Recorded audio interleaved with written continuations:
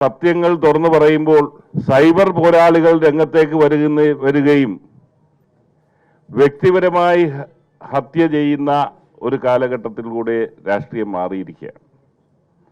ഇവിടെ ഇതിൻ്റെ അവാർഡ് ജേതാവായി നമ്മൾ തിരഞ്ഞെടുത്തത് സഖാവ് ജി സുധാകരനെയാണ്. എനിക്ക് സാജുവിനോട് ഒരല്പ പരിഭവം ഉണ്ട് ആ കാര്യത്തിൽ. അടുത്ത ബേബി ജോൺ അവാർഡ് കൊടുക്കാൻ ഞങ്ങൾ ഉദ്ദേശിച്ചിരുന്നത് സഖാവ് ജി സുധാകരനായിരുന്നു.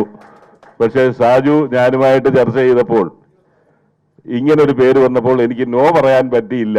അങ്ങനെയാണ് അവരെല്ലാം ഗൗരിയും എല്ലാവരും കൂടെ ആലോചിച്ച് തന്നെ ചെയ്തത്, മറ്റൊന്നും കൊണ്ടല്ല. ഞാൻ നേരത്തെ പറഞ്ഞ പോലെ വ്യത്യസ്തമായ ധാരകളിൽ വിശ്വസിച്ച് നമ്മളൊക്കെ രാഷ്ട്രീയ പ്രവർത്തനം നടത്തുന്നു. പക്ഷെ ആ രാഷ്ട്രീയ വിശ്വസിക്കുന്ന ധാരയിൽ ജീവിച്ച് കാണിച്ചുകൊണ്ട്, പ്രവർത്തിച്ച് കാണിച്ചുകൊണ്ട് ആ പ്രത്യയശാസ്ത്രത്തെ ഉയർത്തിപ്പിടിക്കുന്നവരുടെ എണ്ണം ഇന്ന് കേരളത്തിൽ തുലോം തുച്ഛമാണ്. അങ്ങനെയാണ് ഇവിടെ പറഞ്ഞ പോലെ അഴിമതിരഹിതം മാത്രമല്ല ലളിത ജീവിതം അടക്കമുള്ള കാര്യങ്ങൾ വെച്ച് ഒരു യഥാർത്ഥ കമ്മ്യൂണിസ്റ്റ് അല്ലെങ്കിൽ ഒരു ഇടതുപക്ഷ ചിന്താഗതിക്കാരൻ, പുരോഗമന ചിന്താഗതിയുള്ള വ്യക്തി എന്നുള്ള നിലയിലേക്ക് ഞാൻ വിശ്വസിക്കുന്ന രാഷ്ട്രീയ പ്രത്യയശാസ്ത്രത്തിൽ നിന്നുകൊണ്ട് തെറ്റുകളെ ചൂണ്ടിക്കാണിക്കുകയാണ് എൻ്റെ ഉത്തരവാദിത്വം. ഞാനും വിശ്വസിക്കുന്നതാണ് ഇടതുപക്ഷ രാഷ്ട്രീയം എന്ന് പറയുന്നത് തെറ്റുകൾ ചൂണ്ടിക്കാണിക്കാനുള്ള അല്ലെങ്കിൽ ആ അവസരങ്ങൾ ഉപയോഗിക്കുന്നതാണ്. അതിൽ ഭയം കൂടാതെ നിലപാടെടുത്ത് മുന്നോട്ട് പോവുകയും അങ്ങനെ ഉദാഹരണങ്ങൾ നമുക്ക് തന്നെ അഭിമാന ബോധം തോന്നുന്ന ഉദാഹരണങ്ങളായി മാറുന്ന വ്യക്തികളുടെ അഭാവമാണ് നമ്മുടെ രാഷ്ട്രീയത്തെ ഗ്രസിച്ചിരിക്കുന്ന ഏറ്റവും വലിയ പ്രശ്നം. ഞാൻ ദീർഘമായി ഒന്നിലേക്കും പോകുന്നില്ല. മറ്റു രാഷ്ട്രീയ വിഷയങ്ങളിൽ ഇത് ദയവേത് രാഷ്ട്രീയമായിട്ടുള്ള ഒരു മുതലെടുപ്പിനുള്ള വേദിയായിട്ട് ആരും തെറ്റിദ്ധരിക്കുകയും ചെയ്യില്ല. ഇത്തരം വ്യക്തിത്വങ്ങളെ നമുക്ക് അംഗീകരിക്കേണ്ടതുണ്ട്. കാരണം ഇന്ന് ഞാൻ എൻ്റെ രാഷ്ട്രീയ പ്രസ്ഥാനത്തിൻ്റെ പ്രത്യയശാസ്ത്രത്തിൽ നിന്നുകൊണ്ട് തന്നെ പറയാം, പണ്ട് നമുക്ക് കേരളത്തിൽ നിന്നുകൊണ്ട് ചൂണ്ടിക്കാണിക്കാൻ നിങ്ങളങ്ങ് റഷ്യയിലേക്ക് നോക്കൂ, നിങ്ങൾ കിഴക്കൻ യൂറോപ്പിലേക്ക് നോക്കൂ, അവിടെ അതിമനോഹരമായ സാമ്രാജ്യം അവിടെ ഉണ്ട്, കമ്മ്യൂണിസമുണ്ട്, സോഷ്യലിസമുണ്ട് എന്ന് പറയുന്ന കാലഘട്ടം മാറി ഇപ്പോൾ ചൂണ്ടിക്കാണിക്കാൻ എങ്ങുമില്ല. അതെങ്ങനെ സംഭവിച്ചു എന്നുള്ളതിൻ്റെ ഒരു വിശകലനം നമ്മൾ നടത്തേണ്ടതുണ്ട്. ഞാൻ ദീർഘമായി പോകുന്നില്ല. പക്ഷേ ഞാൻ കഴിഞ്ഞ മാസം പഴയ യൂഗോസ്ലോവിയ എന്ന് പറയുന്ന കമ്മ്യൂണിസ്റ്റ് രാജ്യം സന്ദർശിക്കുകയുണ്ടായി. അന്ന് ഞാൻ റഷ്യയിൽ പോയിട്ടുണ്ട്, പല കമ്മ്യൂണിസ്റ്റ് രാജ്യങ്ങളിൽ പോയിട്ടുണ്ട്, മുൻ കമ്മ്യൂണിസ്റ്റ് രാജ്യങ്ങളിൽ പോയിട്ടുണ്ട്. അവിടെ ചെല്ലുമ്പോഴൊക്കെ ഞാൻ ചോദിക്കും, പഴയ ഭരണത്തെക്കുറിച്ചൊന്ന് ചോദിക്കും. റഷ്യയിലൊക്കെ വളരെ വ്യത്യസ്ത അനുഭവമായിരുന്നു. സ്റ്റാലിൻ്റെ ശവകുടീരത്തിൽ ചെന്ന്, റെഡ് സ്ക്വയറിൽ ചെന്ന് അവിടെ ചെന്നപ്പോൾ അന്ന് ആരോ ഒരു പുഷ്പം വെച്ചേക്കുന്നവിടെ.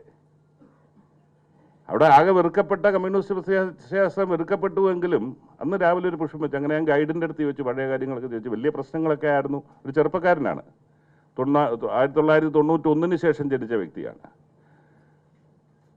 പ്രശ്നങ്ങളെക്കുറിച്ചൊക്കെ ചൂണ്ടിക്കാണിച്ചിട്ട് പക്ഷെ ഒരു വാചകം പറഞ്ഞു, പക്ഷെ ഒന്നുമില്ലെങ്കിൽ ഞങ്ങൾ അദ്ദേഹത്തിൻ്റെ കാലത്ത് ഞങ്ങൾ ലോകത്തൊന്നാമതായിരുന്നു എന്നുള്ള പറഞ്ഞു. അതിനുശേഷം സെൻറ്റ് പീറ്റേഴ്സ്ബർഗിൽ പോയി. സെൻറ്റ് പീറ്റേഴ്സ്ബർഗിൽ ചെന്നപ്പോൾ ഒരു മധ്യവയസ്കയായ ഒരു സ്ത്രീയാണ് ഞങ്ങളുടെ ഗൈഡ്. അവരുടെ അടുത്ത് ഞാൻ പഴയ കമ്മ്യൂണിസത്തെക്കുറിച്ച് ചോദിച്ചു. എൻ്റെ ഭാഗ്യത്തിന് ഞാനൊരു കമ്മ്യൂണിസ്റ്റ് പ്രത്യയശാസ്ത്രത്തിൽ വിശ്വസിക്കുന്നതെന്ന് അവിടുത്തെ പറഞ്ഞില്ല, ഇല്ലെങ്കിൽ എന്നെ കൂടെ തല്ലിയേനെ അവർ ആ നിലയിൽ പൊട്ടിത്തെറിക്കുകയായിരുന്നു. അവരുടെ കുടുംബത്തുണ്ടായ അനുഭവങ്ങൾ, അവരുടെ സഹോദരിക്കുണ്ടായ അനുഭവങ്ങൾ എല്ലാം പറഞ്ഞുകൊണ്ട് പൊട്ടിത്തെറിക്കുകയായിരുന്നു. അതിൽ നിന്ന് വ്യത്യസ്തമായി കഴിഞ്ഞ മാസം യൂഗോസ്ലോവിയയിൽ ചെന്നപ്പോൾ അവിടുത്തെ പഴയ 3 രാജ്യങ്ങൾ, ഇന്നിപ്പോൾ ഛിന്ന ഭിന്നമായി നിൽക്കുന്ന 3 രാജ്യങ്ങളിൽ ചെന്ന് 3 രാജ്യത്തെ ഗൈഡുകളുടെ അടുത്തും പഴയ കാര്യം ചോദിച്ചു. അവർ വളരെ മതിപ്പോടുകൂടി തന്നെയാണ് പഴയ ഭരണത്തെ കണ്ടത്. അതെനിക്ക് വ്യത്യസ്തമായൊരു അനുഭവമായിരുന്നു. അവർ പറഞ്ഞത്, ഞങ്ങൾക്കെല്ലാം ഉണ്ടായിരുന്നു. ഞാൻ ചോദിച്ചു, പൗരാവകാശം? സർക്കാരിനെ വിമർശിച്ചുകൂടാന്നൊരു പൊതു കാര്യം ഉണ്ടായിരുന്നു. പക്ഷേ ഞങ്ങൾക്ക് വിമർശിക്കാനൊന്നുമില്ലായിരുന്നു. ഞങ്ങൾക്ക് വീടുണ്ടായിരുന്നു, തൊഴിലുണ്ടായിരുന്നു, മിതമായ വിലയ്ക്ക് ഭക്ഷണം കിട്ടുമായിരുന്നു, എല്ലാം ഞങ്ങൾക്ക് കിട്ടിക്കൊണ്ടിരുന്നു. അന്നേരം നമ്മൾ ഈ കാലഘട്ടത്തിൽ ചർച്ച ചെയ്യുമ്പോൾ ഈ പ്രത്യയശാസ്ത്രം എങ്ങനെ തകരുന്നു, അല്ലെങ്കിൽ ഈ പറഞ്ഞ പോലെ ചൂണ്ടിക്കാണിക്കാൻ ഇടമില്ലാതായി വരുമ്പോൾ തെറ്റെന്ന് ചൂണ്ടിക്കാണിക്കാനുള്ളവരുടെ അഭാവമാണ് ഇതിൻ്റെ തകർച്ചയിലേക്ക് എത്തിച്ചത് എന്ന തിരിച്ചറിവ് നമ്മളെ നയിക്കണം. തെറ്റ് ചൂണ്ടിക്കാണിക്കാൻ, അതാണല്ലോ ഈ പ്രത്യയശാസ്ത്രത്തിൻ്റെ മഹത്വം. പ്രോഗ്രസീവായി സംസാരിക്കുക, തെറ്റാണെങ്കിൽ തെറ്റാണെന്ന് ചൂണ്ടിക്കാണിക്കാനുള്ള ആർജവമുണ്ടാകണം. അത് നഷ്ടപ്പെടുത്ത എല്ലായിടത്തും തന്നെ ആ സംവിധാനം ആകെ തകർച്ചയിലേക്ക് എത്തിച്ചത് എന്നുകൂടി ഈ സന്ദർഭത്തിൽ ഓർമ്മിപ്പിച്ചുകൊണ്ട് പറഞ്ഞുകൊണ്ട് വളരെ സന്തോഷത്തോടുകൂടി ഞാൻ പറഞ്ഞല്ലോ, ജി സുധാകരനെ വ്യക്തിപരമായി ഞാൻ ഇന്നലെ മറ്റൊരാവശ്യത്തിന് പ്രതിപക്ഷ നേതാവുമായിട്ട് പറഞ്ഞ് ഇന്ന് വരുന്ന പരിപാടിയിൽ പറഞ്ഞപ്പം പ്രതിപക്ഷ നേതാവും പറഞ്ഞേ എനിക്ക് വളരെ റെസ്പെക്റ്റ് ഉള്ള ഒരു നേതാവാണ് സഖാവ് ജി സുധാകരൻ. ഈ ഇരിക്കുന്ന എല്ലാവരും അന്നേരം രാഷ്ട്രീയത്തിന് അതീതമായി ഓരോ വ്യക്തികളുടെ പ്രവർത്തനം നമ്മളെയൊക്കെ പൊതു രാഷ്ട്രീയത്തെ പ്രവർത്തകരെ എങ്ങനെ സ്വാധീനിക്കുന്നു എന്നുള്ളതിൻ്റെ ഒരു തെളിവായിട്ട് ഞാൻ കാണുകയാണ്.